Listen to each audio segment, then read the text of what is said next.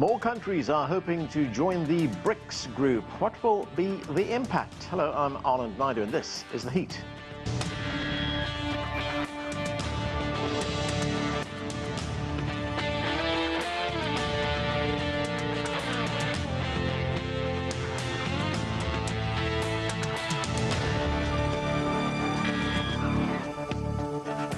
China, Russia, Brazil and India came together in 2009 to form the initial BRIC group.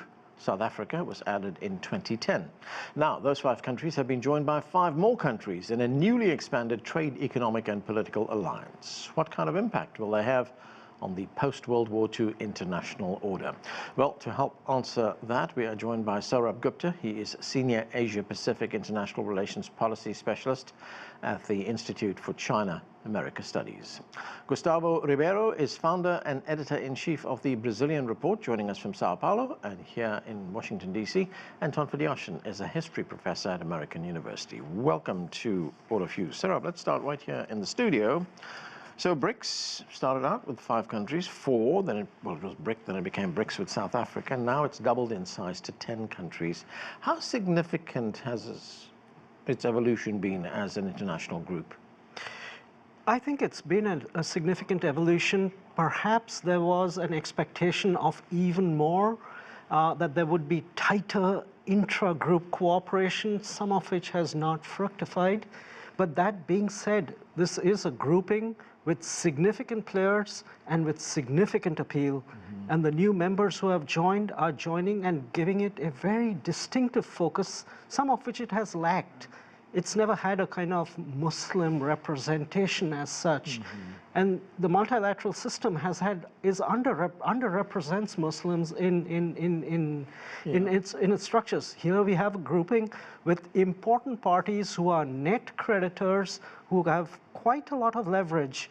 And so I think it's important not just in terms of the folks who wish to join, but also the folks who are lining up to join. And this could literally really be an important, the most important body of the Global South, which could help shape multilateral outcomes down the line.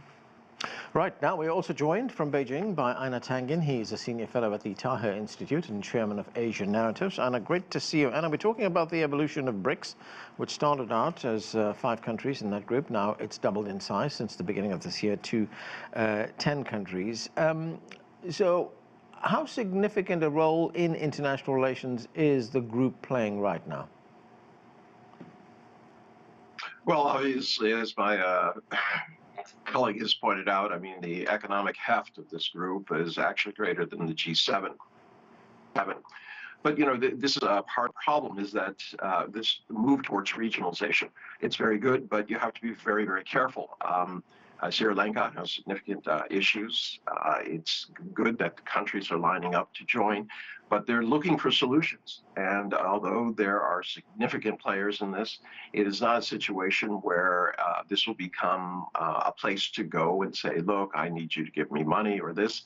There has to be a very coordinated approach. One that involves a very thoughtful way of saying, what can the BRICS do, the new development bank, how can it finance the kind of issues that are out there, everything from climate change to economic development. So it's always, you know, a new group is always the best group because you have great hopes for it. But this is, you know, it still needs to define a number of areas out there that it can actually handle before taking on, a lot of very important but needy groups. Anton, as I said, BRICS doubled in size from the beginning of this year, and there are a number of countries that want to join the group as well. Something like 20 countries are waiting for membership as well, and many of those countries will make their applications official at the meeting that takes place in Kazan in Russia, that takes place in October. One of the big African countries that wants to join is Nigeria. They've announced their plans to join the bloc within 2 years. Question is, as Sourabh pointed out earlier on, there isn't as much cooperation as the group would like between member states right now. But still, how much of a change is this from what has been the post-World War II international order dominated by the countries of Western Europe and the United States for so long? It's a huge change, and it's not just a change to the post-World War II order, Anand. It's a much broader change, and I've said this before on this program. This is a major shift to about 500 years of near total Western dominance, for better and for worse, of the global diplomatic and global geoeconomic system. So this is a huge deal. I think Einar and Sourabh both make very good points. I think there were expectations in the beginning that things would progress much at a more rapid pace. That hasn't worked out. But on the other hand, look at the line of countries that are waiting to join. Yes, the BRICS are plus. I guess that's how we're going to have to get used to referring to this organization as. They will have to make some important decisions. But when you look at the longer term experience of our species on this planet, these kinds of tectonic shifts are usually triggered by some catastrophic, cataclysmic event. It's usually a war of global or at least near global proportions. This was Westphalia, the Westphalian system after the 30 Years' War.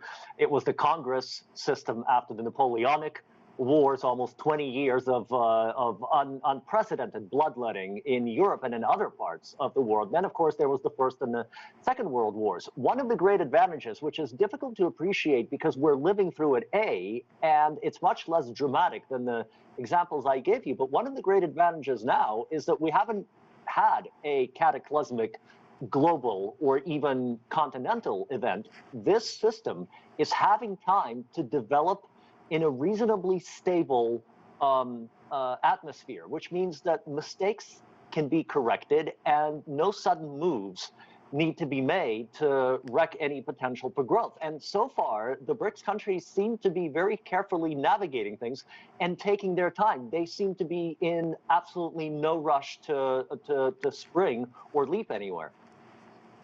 Right. Gustavo, BRICS is also looking to expand in Latin America. Venezuela and Colombia are two countries that have expressed an interest in joining the group. In fact, the Brazilian President Lula, he has said that he will help promote the Colombian candidacy to join BRICS. But so far, what do you make of Latin America's engagement in the group? Well, I think one thing that we have to remember is that Argentina, under its previous administration, a left-leaning administration, wanted to join the BRICS. It was part of this group that was going to have membership now. And once the libertarian Javier Milei took office, it pulled out of it. Now, many analysts talk about and clear anti-China bias, and that's the reason why he did that. But after taking office, Milei was much more pragmatic. Pulling out of the BRICS accession path was a way of pandering to his political base, which is very anti-China. But at the same time, the Argentinian foreign minister visited Beijing in trying to smoothen things out. Now, it's interesting because the more Latin American countries join the BRICS, which has become China's influence is oversized at the BRICS, it may also force the West, notably the European Union and the US, to engage more in Latin America. There has been a lot of passivity from these two poles regarding Latin America. For instance, the US has made very timid pledges to engage in anti-deforestation financing. The EU has been jittery about the trade deal with Mercosur. So maybe a deeper engagement of Latin American countries could force Europe and the US to look more fondly of Latin America. Right, and Gustavo, you were talking earlier on about that decision by the new Argentinian president, Javier Milei, to pull out of the effort to join BRICS. I mean, was that driven at that time more by ideology than by economics? And is that the reason why it is now being reviewed? Well, definitely, because if you think about it, Argentina is a country buried deep into debt. A lot of that debt is owned by China. China is one of the top trading partners of Argentina. It has many energy investments. So from an economic standpoint, there is no reason to shun China and to adopt this confrontational stance. Now, after taking office, Milei has tried to go both ways and try to adopt a more pragmatic stance regarding some of Argentina's biggest partners. The same thing has happened in his relationship with Brazil, because he and President Lula have been trading jabs before, especially before Milei took office. So Milei is trying also to be more pragmatic about these partners. Sourabh, let's look at BRICS expansion in Asia. I mean, there are a number of countries, Asian countries, that want to join BRICS. Among them, I'm looking at the list here: Sri Lanka, Thailand, Pakistan, Bangladesh, and Vietnam. What are the benefits, though, for these countries of BRICS membership? We also have to remember that all these countries have very good bilateral relations with China. I would think that their primary emphasis and their primary goals are economic. It's politico-economic. But given that these are developing countries, the most important priority for them is development, is growth, is prosperity. They want to be in a like-minded club of folks who seek that sort of growth and prosperity. After all, I think one of the criteria for entering BRICS is that you need to be an emerging economy or a developing economy, and one of reasonable regional or global influence, and that you must not be a sanctioning type of country, no unilateral sanctions, and that you must broadly follow the consensual model of BRICS. I think from that perspective, I think BRICS is very useful because, you know, one of the main points coming out of the Johannesburg summit was that the BRICS saying we share a common vision of protecting our right to development and modernization, which is exactly what many of these countries would like. And yes, many of them have trade arrangements with Western countries, and they're part of regional trade arrangements, et cetera, but being in BRICS gives them little greater heft, little greater standing in being in the premier multilateral organization of the global south, and to lend their voices in helping shape that agenda. I think that is where I think these countries will benefit from. And I'm hoping also in this regard, I know for whatever reason, Indonesia had said that it would go and look at rather at OECD membership. I don't know if that was just a reason because it had not gotten an invitation or et cetera, but I think Indonesia is primed to be a member and a leader within BRICS in time to come. Right, okay, we are going to take a break right now. Much more on the expansion of BRICS when we come back. You're watching The Heat.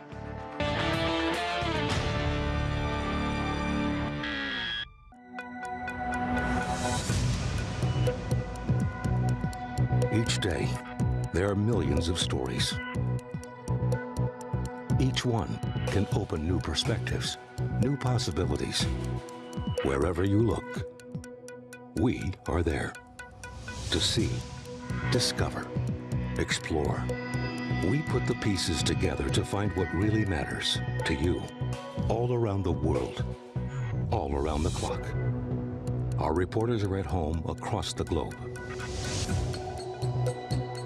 From our headquarters in Beijing and production centers in Washington, Nairobi, and London.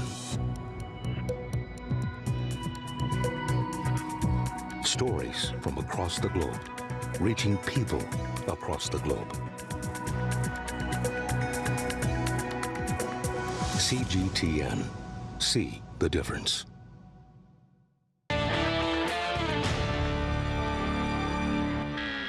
Welcome back. We're talking about the new expanded BRICS. The group doubled in size at the beginning of this year.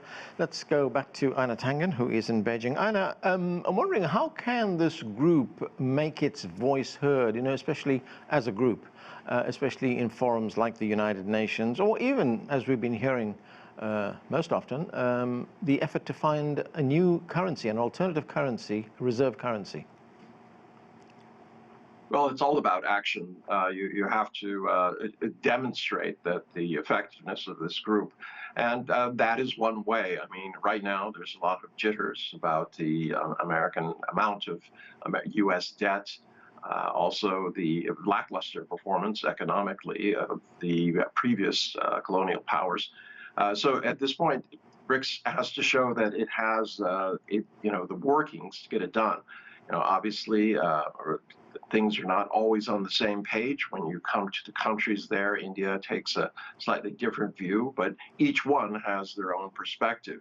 How do you put this together? And I believe, as my colleague said, this is a consensus model. This is not about somebody dictating what happens, but it does mean that there has to be enough work to show that the consensus model is actually effective. And that's really the challenge I see here. Anton, this is a group that started out as an economic grouping, a grouping that was going to promote more intra-member trade, if I could put it that way. But are we now seeing more political cooperation among states in the group? We're seeing political cooperation where it makes sense. In other words, in terms of geopolitics and politics, this is an alliance of convenience, which is just fine, because I don't think anyone expects much more of it. Ultimately, of course, it will be the economic cooperation, trade, to be even more specific, that will ultimately matter. And so the big question, as we're sort of looking forward to the next summit in Kazan in Tatarstan in Russia, by the way, an Islamic region of Russia, as we look forward to that, the big question is what is going to be the next step in trade? This issue of currency that's been discussed for several years now, what shape will that take? I don't think that anyone is looking at actually creating a new currency. I think that's more of a shorthand for a mutually agreed upon virtual unit of value to which all of the other units of value currencies of the member states will be pegged. They will be probably floating, and therefore the system will function, within its own ecosystem. In other words, independent of the dollar. Now, 10 years ago, this kind of talk would have raised eyebrows, and people would probably start whispering that anyone seriously discussing even the possibility of this was a little off their rocker. But today, this is a serious possibility. And just last week, Bloomberg ran an article about members of the Trump presidential campaign already beginning discussions about how to force countries to not drop the dollar as their currency of trade, as the reference point, and penalize them should they not agree to this. This, so far, is the best indicator of how serious this trend is. When it will actually happen is anyone's guess, but I have a feeling that there will be some concrete steps taken in that direction this October, because the Russians are being on the receiving end of sanctions and the weaponization of the dollar. They are the ones that are pushing for this most proactively. Gustavo, looking at the role that Brazil plays in BRICS, it is, of course, a founding member of the group. It's also a member of the G20. In fact, right now, it's the current president of the G20. I mean, how does Brazil navigate its way through organizations like this? I mean, it has to deal with older organizations like the IMF and the World Bank, but now we have a new organization like the New Development Bank, which is actually headed by a former Brazilian president, Dilma Rousseff.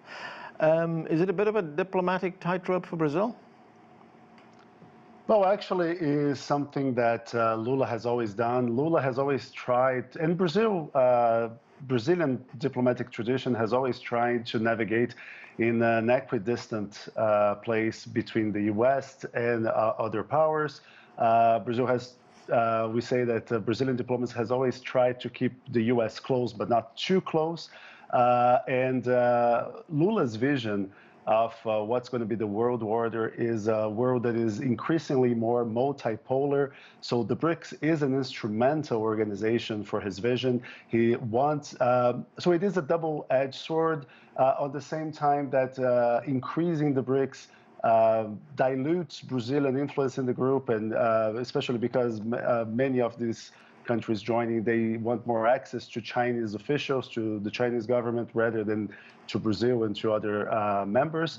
But at the same time, it's strengthened other organizations rather than the G20, rather than NATO. And Lula, this is his third term. He has traded jabs with Israel, with the EU, with the US. So it makes a lot of sense for Brazil to have a stronger BRICS to diminish US influence and European influence as well.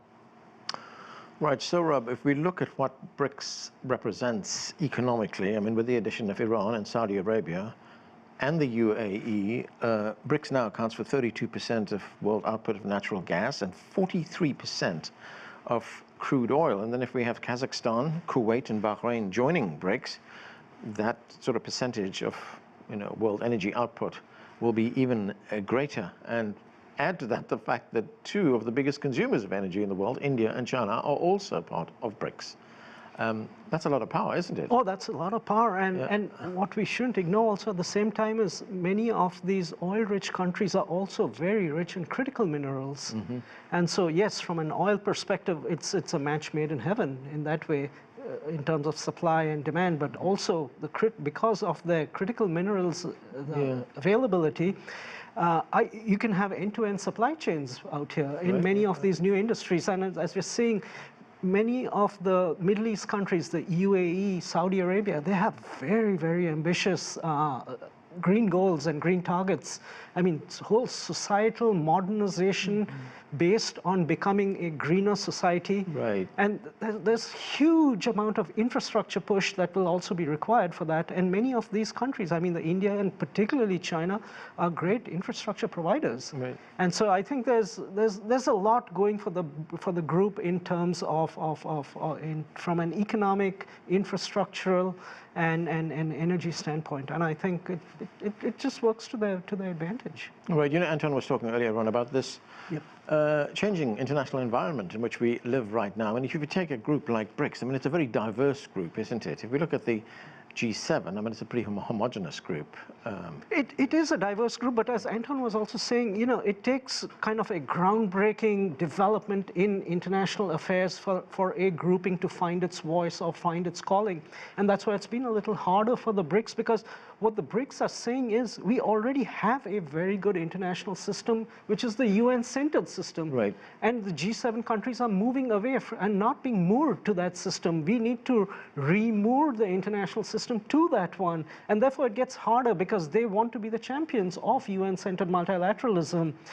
And a second point also I would make is, think of the IMF and World Bank. I mean, huge, great institutions today, but in the first 20 years of their existence, they really didn't do much. It takes time for these institutions to find traction. And what we will see is, following these incredible sanctions which have been imposed by the West on Russia, the financial sanctions particularly, and the move towards not just trying to freeze the assets, but actually confiscate the assets, is something which has created common harmony within the groups. And I think the BRICS are going to be the leading emerging economy forum for discussing reform of the international monetary and financial architecture, with having alternatives to the dollar particularly being their foremost agenda item. Right. Einar, with the new expanded BRICS, and we've just talking about the kind of power that they have right now, where do you see the most potential for intra-member trade and cooperation? Well, you have to, we've talked about a number of the issues here. My colleagues said, obviously an alternative to the dollar is important. And then Gupta just mentioned resources. There has to be a connection between them. The BRICS represent the largest, eventually the largest markets, the most amount of land, et cetera, and manufacturing, but the resources is critical. So at this point, they need to say, the most important thing is saying, look, to the Western world, your resources are going to be priced at a level where they reflect the needs for development and the needs for climate change amelioration. Without that, the BRICS will not, emerge as a champion. They'll just simply be somebody else at the door saying, "Well, can you help us out?" Obviously, the promises made, especially in terms of climate change, have not been followed through. The $100 million from 2020 has not materialized in any real way. The 10% that has shown up has been basically sweetheart deals for companies attached to the countries that are giving the money. So I say the most powerful thing they do is to start extracting the value that their resources represent. Anton, Sourabh was talking a moment ago about the sweeping sanctions that's been imposed on Russia. And right now, the United States and its NATO allies are doing their utmost to isolate Russia even further, even to confiscate its assets. How does an organization like BRICS undermine those efforts?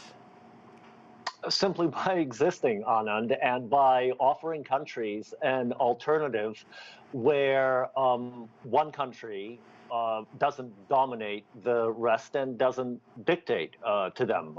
It's as simple as that, really. I don't think the BRICS can actually do anything about the Western imposed sanctions or the attempt to confiscate Russia's sovereign funds.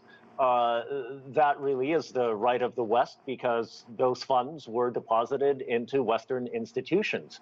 But I think we need to be absolutely clear about the inevitable and fully predictable consequences of that, which is that this will become a catalyst for the de-dollarization of the global economy and the flight of non-Western capital from Western capital institutions, from banks, from the Swiss system, from Euroclear, therefore, and from everywhere else. There will be an alternate financial and trade system. This is going to hit the West hard. It will hit the United States especially hard because one of the great advantages of the Bretton Woods system that was put together so carefully is that it allows the dollar to be printed without its losing value precipitously. Boy, are things beginning to change.